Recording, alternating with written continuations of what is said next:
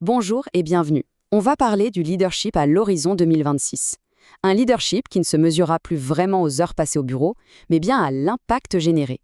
Aujourd'hui, on déconstruit une vieille idée reçue pour bâtir une vision toute nouvelle du leader. Et on va commencer par une idée simple, mais vraiment puissante. Voilà, cette citation, elle pose les bases. Le temps, c'est la seule ressource qui est vraiment démocratique, hein. Tout le monde en a exactement la même quantité.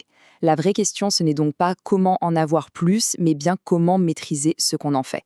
C'est précisément là que le leadership d'impact fait toute la différence. Et voilà le cœur du sujet. On a tous l'impression de courir après le temps, mais en réalité, on se bat contre la dispersion. Les notifications, les interruptions, les fausses urgences. La véritable crise du leadership moderne, elle est là. C'est une crise de l'attention. Allez, on s'attaque maintenant à une image qui a la vie dure. Celle du leader qui est constamment, absolument débordé. C'est un mythe super puissant, mais qui est profondément trompeur. Le contraste ici, il est juste énorme. D'un côté, on a le mythe, l'agenda qui déborde, le téléphone qui vibre non-stop, être toujours dispo.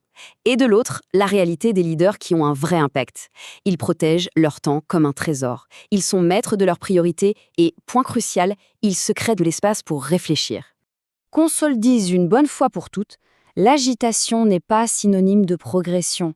C'est facile de confondre être en mouvement et avancer. Un hamster dans sa roue, il est très occupé, mais au final, il ne va nulle part. Bon, alors, c'est quoi la solution? Comment on sort de là? Eh bien, ça demande un changement de paradigme, un vrai changement fondamental pour le leader de demain. La gestion du temps, franchement, c'est un concept du siècle dernier. C'est un peu comme essayer de faire rentrer plus de choses dans une boîte qui, elle, ne grandit pas. Aujourd'hui, la compétence clé, c'est de gérer son attention. C'est décider où on met son énergie, qui est limitée, pour avoir un impact maximum. Et c'est vraiment là que tout se joue.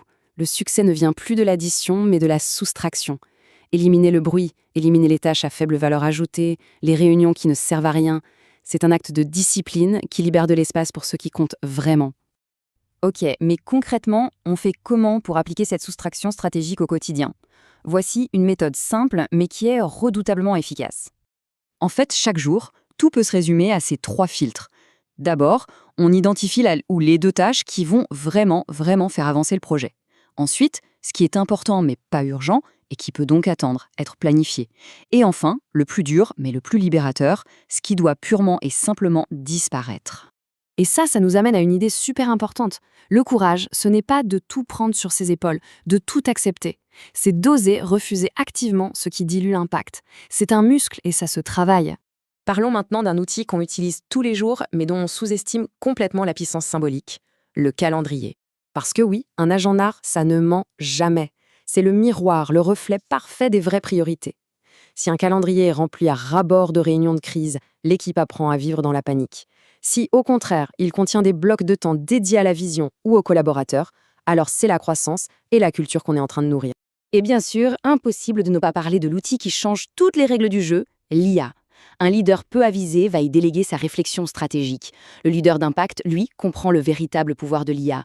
Il délègue les tâches répétitives pour se libérer du temps et se concentrer sur ce qui n'est pas remplaçable, la vision et les décisions importantes. Pour résumer ça simplement, l'IA, c'est le moteur le plus puissant qu'on ait jamais créé. Mais un moteur sans volant, ça ne mène qu'à l'accident. Le rôle du leader, c'est de tenir fermement ce volant et de donner la direction. On arrive à un point clé, l'art de dire non. C'est peut-être la compétence la plus importante et la plus sous-estimée du leadership. Et attention, dire non, ce n'est pas forcément un refus brutal. Ça peut être un « pas maintenant », ce qui permet de prioriser, un « pas comme ça », qui invite à revoir la méthode, ou un « pas avec moi », qui délègue intelligemment. Il faut vraiment voir ça comme un changement total de perspective. Chaque non qu'on oppose à une demande secondaire, c'est un grand oui qu'on affirme à la mission principale. Ce n'est pas un acte de fermeture, c'est un acte de protection de la vision. Bon, tout ça c'est bien beau, mais pour que ça ne reste pas que de la théorie, voyons comment on peut l'ancrer dans une pratique quotidienne toute simple. Ça prend 10 minutes, 10 petites minutes chaque soir, c'est tout. 3 questions pour faire le point. 1. Qu'est-ce qui a vraiment créé de la valeur aujourd'hui? 2. Qu'est-ce qui a causé de la dispersion pour l'éliminer demain? Et 3. Quelle est l'unique priorité pour demain? Pour commencer la journée avec une clarté absolue. Et pour conclure, il y a cette phrase qui, je trouve, résume absolument tout. On ne peut pas diriger son futur si son présent est contrôlé par les interruptions. Un futur ambitieux ne se construit pas sur un présent chaotique. Reprendre contrôle de son présent, c'est la condition numéro 1 pour bâtir l'avenir. En 2026, la vraie monnaie du leadership, ce n'est plus l'autorité, c'est l'attention. Et cette attention, elle se mesure en temps alloué. Autrement dit, le temps, c'est le pouvoir. Au final, ce qui restera, ce ne sont pas les grands discours, mais la manière dont le temps a été investi. L'agenda devient alors le témoignage le plus honnête, le plus brut du leadership d'une personne. Alors, pour passer à l'action dès maintenant, le premier pas ce soir pourrait être le suivant. On ouvre son agenda pour la journée de demain. On trouve une réunion, une tâche qui peut être supprimée sans conséquence. Et juste après, on bloque 30 ou 60 minutes pour une tâche de fond, une tâche stratégique. C'est le tout premier pas. Et on termine avec cette question, une question à se poser. Ce soir, en regardant son propre agenda de la semaine à venir, sans rien savoir d'autre, quelle conclusion on pourrait tirer sur ses priorités, sa vision et son leadership? Souvent, la réponse se trouve déjà là. Merci.